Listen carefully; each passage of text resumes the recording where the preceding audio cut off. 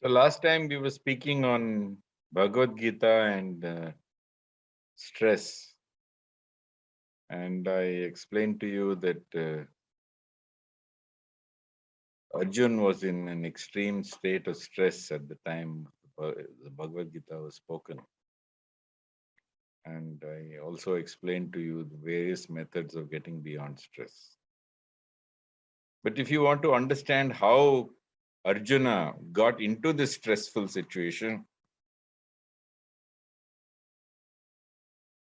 it's not the situation that is stressful, it is the mind that is stressful. And how did his mind get into a stressful state?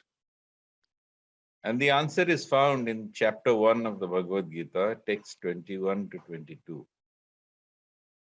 Arjuna vacha senayor ubhayor madhye ratham sthapaya me achyuta yavadetan nirikshayaham yodhu kaman avastitam kair maya sah yodavyam asmin rana samudyame.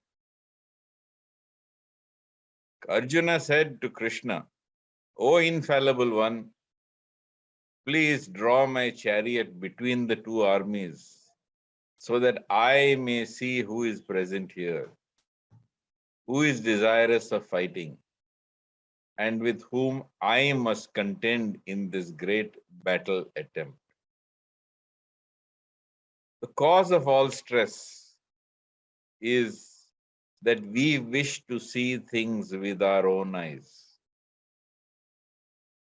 And on the battlefield of Kurukshetra, as indeed in your life, your material vision can only reveal stressful circumstances to you. You alone, if you look with your own vision, without guidance from God, without faith in God, you will be overwhelmed just as Arjun was overwhelmed in the Bhagavad Gita.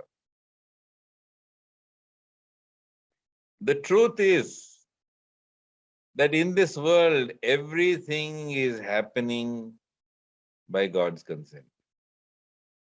In the Brihad Aranyaka Upanishad, it is clearly stated, Tena vina tranamapi na chalati.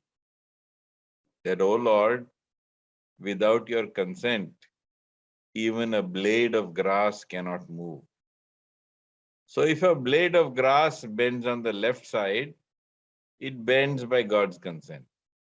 If a blade of grass moves on the right side, it also moves by God's consent. So nothing in this world moves without God's consent.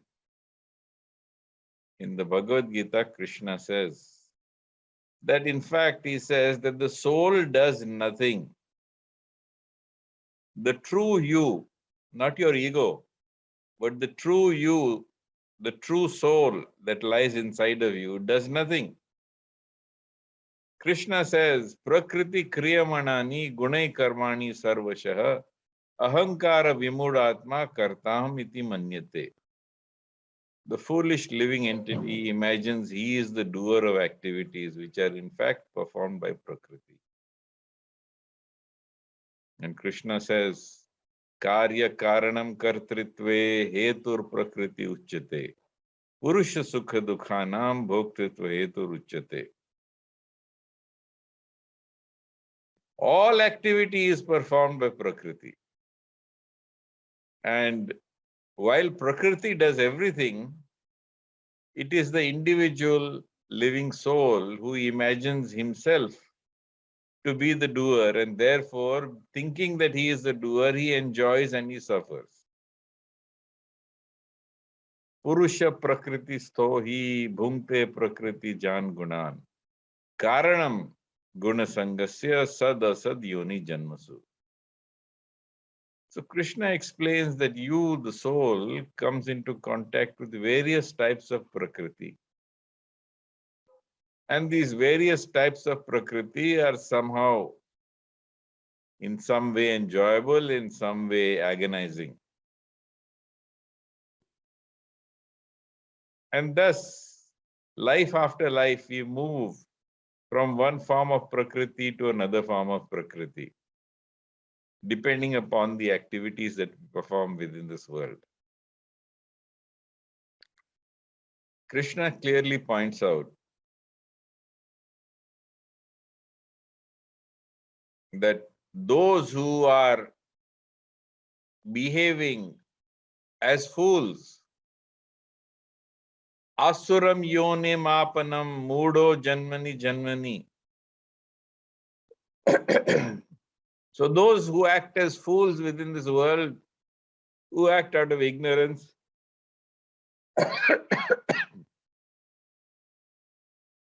such people move in downward spirals of rebirth into the wombs of unbelievers and ghosts and demons and so on and so forth.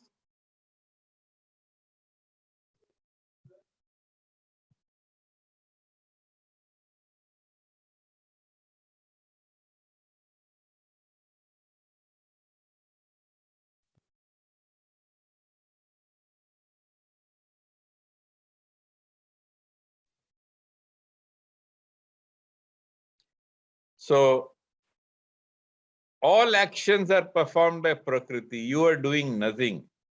You imagine that you are the doer. And at whose behest does Prakriti act? Krishna says, Prakriti acts under my directions. Krishna says, Maya dhyaksena Prakriti suyate sa characharam hetuna nena kaunteya jagad viparivartate. So Krishna points out that indeed I am the controller of Prakriti and I am controlling the movements of all living entities and indeed of all non-living entities as well. So God controls everything. Nothing happens without his consent. We foolishly imagine we are the doers of those activities. Indeed, all issues come about when we allow our false sense of identification, born out of the ahankar or the ego, and imagine that we are this Prakriti which Krishna is causing to act within this world. So it's very simple. When you are acting within this world, don't try to see it with your limited vision. Otherwise, you will end up in the same circumstances as Arjun. And if anyone tries to talk to you, if you're seeing with your own vision, you will say, no, but see, this is the problem I have. Oh, that is the problem I have. This is the issue that is facing me. This is completely insoluble. This cannot be dealt with. This cannot be handled. I see only doom before me. Everything that Arjun said. So the first thing is have full and complete faith that God does everything. And because God does everything and not a blade of grass moves without God's consent, everything is happening perfectly. Everything is happening perfectly. If you are not able to see perfection within your life, it is because your vision is imperfect. For example, if I try to read or see the computer screen without these glasses, it's not really very clear to me. But when I put on these glasses, I am able to see more clearly.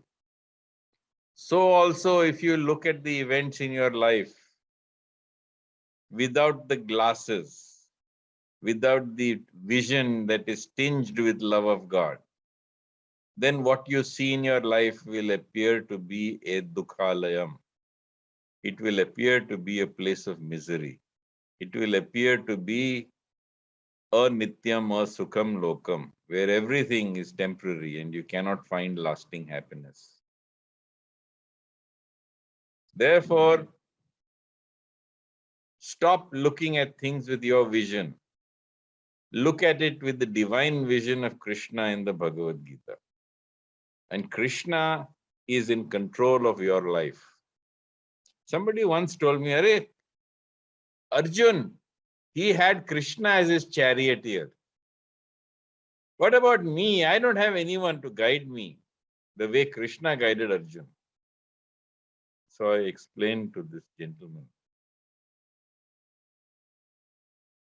Ishvara sarva bhutanam hriday deshe Arjuna tishtati. Brahmyan sarva bhutani yantrarudani maya. God is seated in your heart and he is driving you onward towards your destiny. You are only seated in a machine made of material energy. So you're seated in a chauffeur-driven car and your chauffeur is God. He's taking you onward towards your destiny. Don't struggle, don't be in stress, don't start shouting at your driver. Don't start interfering with where your driver is taking you. That is God who's taking you onward towards your destiny. You sit back and surrender to him with faith and love. That's what Krishna says. Tam eva sharanam gaccha sarva bhavena bharata tat prasadat param shantim sthanam prapshashi shashvatam. So God is seated in your heart. He is taking you onward towards your destiny. You are merely seated in a machine made of material energy. Just surrender into him. And surrendering unto him, he will take you towards peace, perfection, and the supreme destination. Yatah pravrittir bhutanam yena sarvam idam tatam swakarmana bhyarchaya siddhim vindati manava. Whatever is your duty that lies before you, engage in that duty in a spirit of sacrifice and devotion to this all-pervading Lord. And by offering in sacrifice your daily duties to this all-pervading Lord, you will attain peace, perfection, and the supreme destination. So don't look around like Arjun did on the battlefield. Don't try to see with your own vision. Don't try to see what is happening in other people's lives. How wonderful other people have it. Don't start looking around and comparing what's happening in your life to what's happening in other people's lives. This is an act of violence you're committing on yourself. Simply focus on what is immediately in front of you in the present moment. Don't go into the past. Don't look into the future. Understand everything is happening perfectly. See what lies immediately in front of you. And let God guide you step by step towards what he needs you to do. So don't resist. Don't prevent God from coming and doing through your Prakriti what he wants to do. If you resist, if you come in the way, if you struggle, if you go into stress, there will be tremendous sorrow and problems ahead for you. But if you surrender to God and you leave it to him, you do whatever is within your ability. And within your ability, what you can do it to the best of your ability. You should understand in life, there are really only two kinds of problems. Problems that you can deal with yourself and problems that are beyond your control. If you try to solve all the problems in the world, including those which are out of your control, you will 100% be in stress. If you deal with issues that are under your control, then you will be in bliss and you will be successful within this world. So therefore, there are two types of activities. Activities which you can control and activities you cannot control. Issues you can control and issues you can't control. Issues you can't control, leave them to God. He will solve them. Issues that lie within your control, put your nose to the grindstone, put your shoulder to the wheel. Struggle, do your best, act intelligently, take guidance from those who are guiding you unselfishly, and you will go ahead towards the supreme destination. If you silence your mind from within your heart, God Himself will speak to you. He Himself will speak to you. He says that in the Bhagavad Gita. Tesham satatam yuktanam bhajatam priti purvakam dadami buddhi yogam tam yena mam upayanti te tesham evanukampartham aham ajnanajam tamah nashamya atmabhavasto jnana deepena vasatah. For one who is constantly engaged in devotion to me, I give him that knowledge by which to come to me, seated in his heart with the shining lamp of knowledge.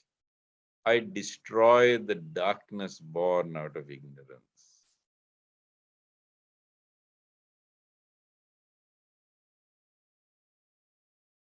So Krishna is in your heart. He is guiding you. Leave him to do the things he does best, which are out of your control. And do the things that you do best, which he has kept for you as your duties, as what is within your control. And if you act in this way, you will not only be free of stress, you will become purified. And by remembering Krishna and forgetting yourself, you will attain the supreme destination.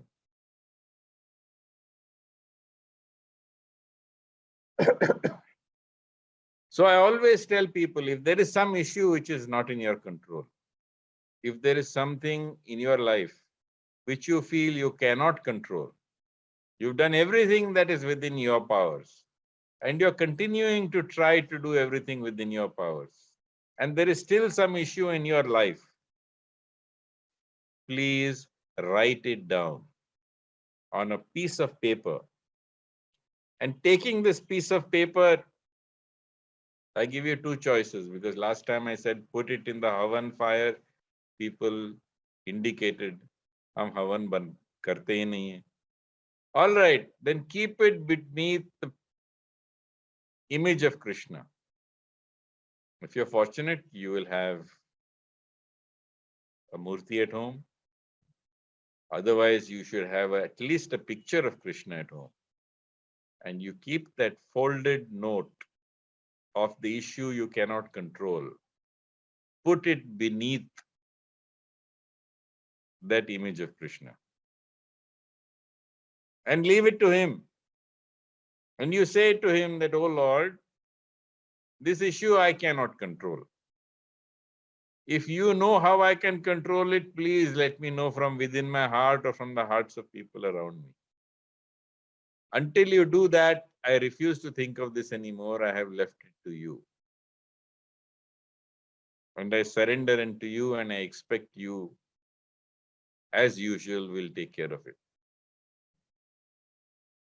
Basically, stop thinking about issues that are beyond your control. Leave them to God, because He is already engaged in doing what is required.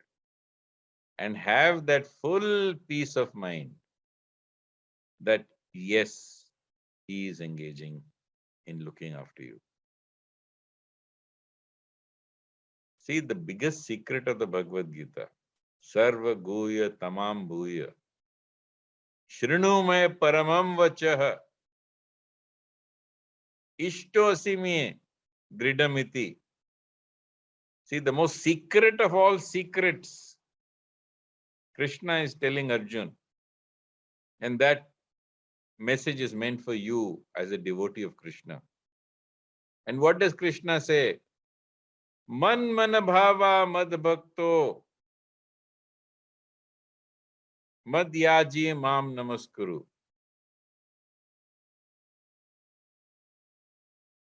So Krishna says, always think of me, become my devotee, offer homage unto me. Be completely absorbed in thoughts of me, and you will come to me without fail. Krishna says, I'm telling you this because you are my devotee and my friend. Indeed, right from now, if you have that complete and utter faith in God without any doubt, whatever situation is challenging you in stress, whatever are the circumstances which you feel are hopeless, whichever you feel is overcoming you, overwhelming you, from this moment, leave it to God. And not only must you leave it to God, but you must surrender it to God to the extent that you stop thinking about this issue again. Yet, be sensitive, be alert that God from within your heart or God from the hearts of people around you will indicate to you what you need to do. So do what you can do and leave the rest to God. And for your sake, God knows everything. But for your sake, you may want to put it down on a piece of paper, fold it, and put it beneath the picture of God. And then stop thinking about it. Stop thinking about it. And simply watch how God deals with it without your interference. The more you interfere, the greater will be the issues. Don't interfere with what is beyond your control. Just do what is within your control. Leave the rest to God. Remember God and forget yourself. One of the biggest causes of stress is what they call as the monkey mind. It is the mind that keeps on chattering. It's the mind that keeps on rattling. It's the mind that keeps on reminding you of things which you should not be remembering. It keeps on making you worry about things. And when you are calm and peaceful, this chatter keeps on harassing you, torturing you. What is the best way to deal with this monkey matter, monkey behavior of your mind? Act. Thinking is the cause of all despair. Action is the solution for all despair. So stop that chatter in your mind by action. Action in performing your duty in the best possible way, in a spirit of sacrifice to please God. Om Tat Sat. Indeed, my friend, you should understand that it is very hard work to silence your mind. But remember this, hard work silences your mind. So it's hard work to silence your mind, but it is hard work itself that silences your mind. So engage in hard work, engage in your duties, engage in serving people around you, engage in acting in a spirit of service to your family members, to whom you are dutifully obligated. That is the best way to silence your mind. And if everything you have done and you have time on hand, for indeed time is what kills us, simply engage in chanting the name of God. Harer Naam eva kevalam, kalau nasteva gatiranyata. There is no other way in Kali Yuga except to chant the holy name. There is no other way in Kali Yuga except to chant the holy name. There is no other way in Kali Yuga except to chant the holy name. If by chanting the holy name, your constant mental chatter, idle chatter, your monkey mind will be disrupted. And very soon, as you continue to listen to this with attention, with focus, if you simply chant loudly enough for yourself to hear,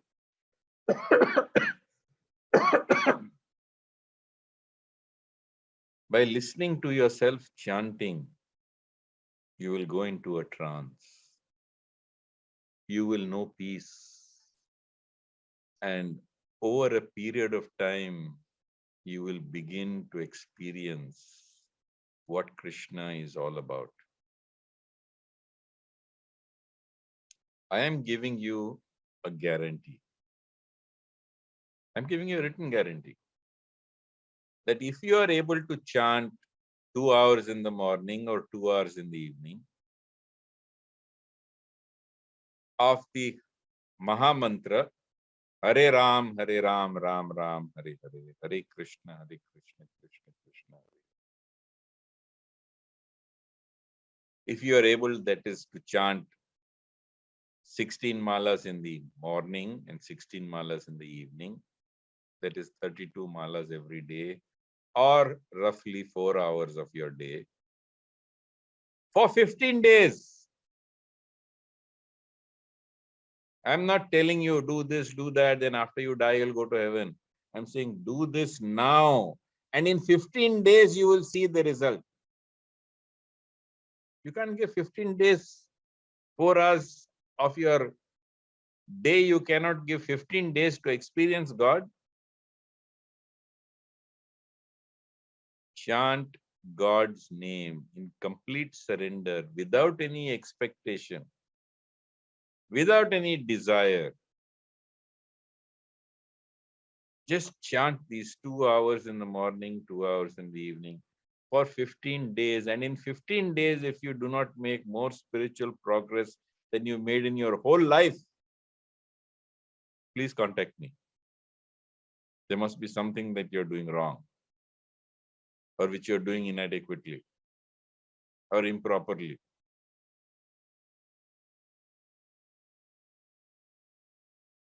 And everything that you do, be busy from morning till night. And everything that you do, act in a spirit of devotion. Imagine that the act you're performing is but a flower offered at his feet, and do so mentally before you perform the action. At the end of the day, pick up all these flowers and put that garland round his neck. And the heavier that garland, the lighter your heart. The lighter your garland, the heavier your heart.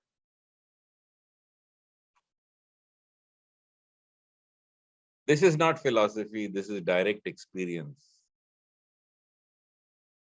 If you want to experience something, do this. And it's not, I'm not asking you to do it forever to test it out. Do it for 15 days.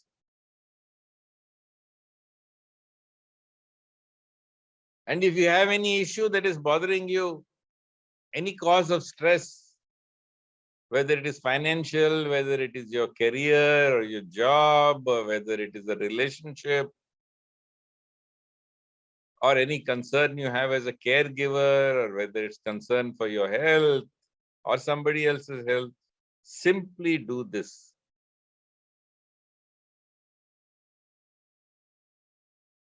And experience it.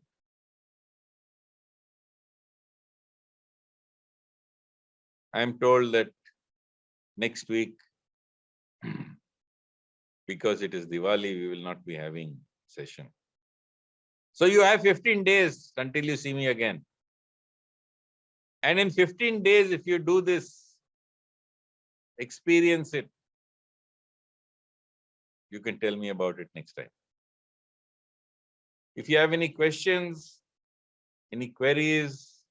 Anything to share? Please feel free to let me know.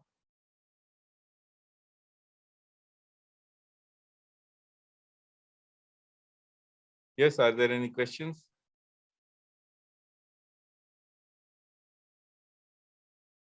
Yes, sir. Sorry. So one of the most common questions that we get in a lot of sessions is how to stop Can't hear overthinking. you. Can't hear me? Sorry. My speaker is at full Is your mic volume. off? You're on mute.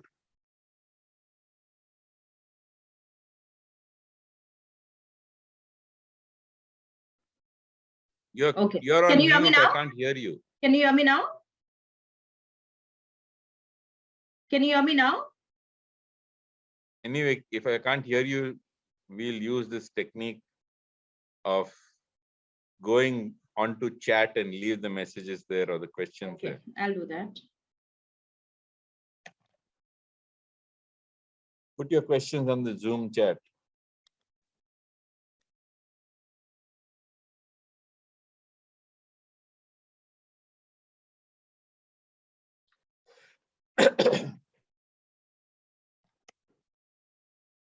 How to stop overthinking. This is it. Keep yourself occupied without thinking yourself to be the doer. Keep occupied, offering your actions and your duties in a spirit of sacrifice to God. This is the first way. Because it's hard work to silence the mind, but it is hard work that silences your mind. Second, chant God's name when you're not busy working. Chanting is not a substitute for work. It is an add-on. So work is the primary means, chanting comes next. This is how you stop overthinking.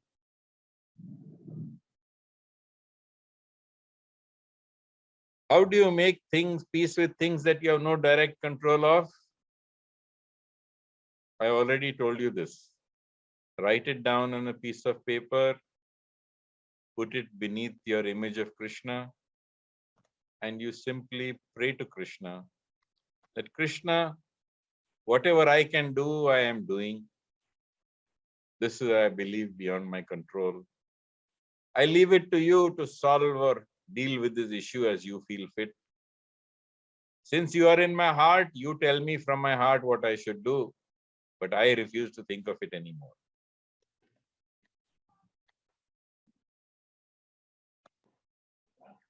Can you hear me, Dr. Shantanu, now? Fear and anxiety are caused by looking with your own limited material vision. Fear and anxiety are caused by the thoughts that run through your head. So stop looking at the world with material vision. Look at it with divine vision that God is in control of everything. And being in control of everything, He is indeed in charge. And surrender unto Him.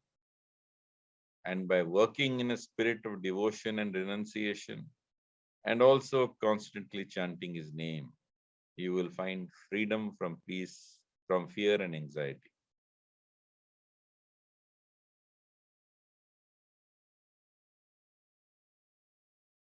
What is peace? You should know what peace is. Peace means Shanti. Shanti comes when your mind is silenced. And the way to silence your mind, I've already explained to you.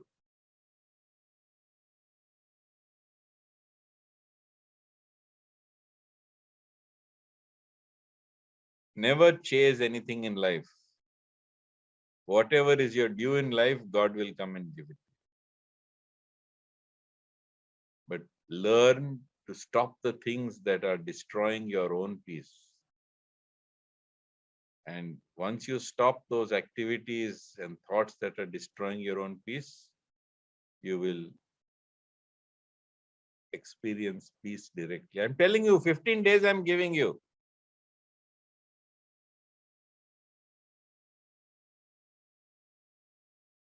Don't tell other people you're on this path. Don't advertise it. Then why should it become known? You have to conceal it.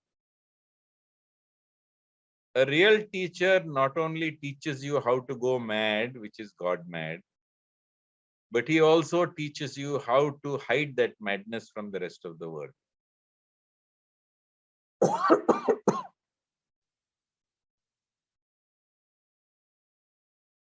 So as long as you are doing your duty, as long as you're fulfilling your obligations, as long as you're dealing with the needs of people around you, nobody will accuse you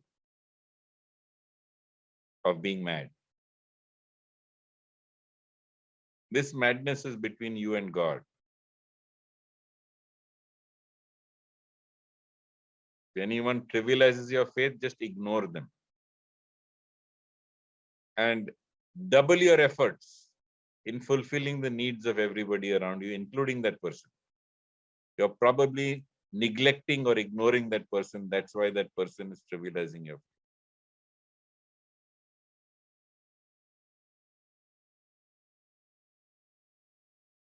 Why should you hide your spiritual path from people? This is my view. Because today, if you see people jumping around, dancing around, advertising their spiritual faith, most of them are dongis. They are not doing their duty. They are not fulfilling their obligations in life. They have often abandoned their parents, wives, children. The true person who is truly spiritual does not need to advertise it and will not advertise it.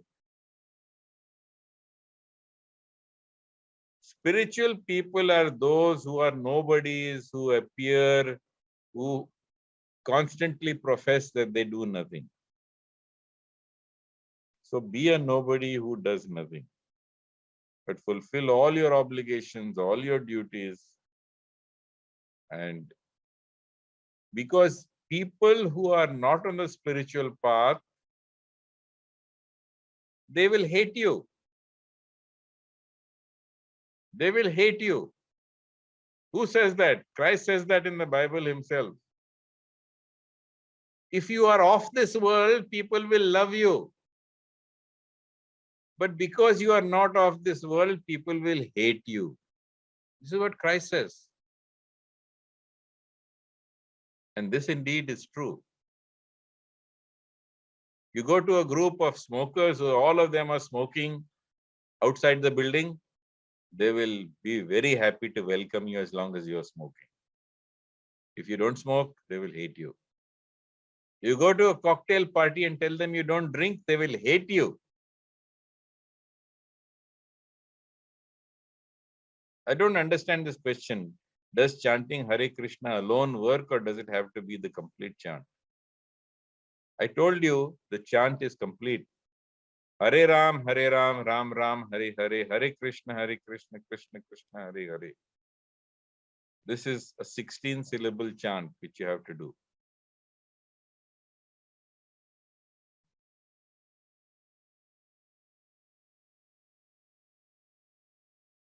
No more questions?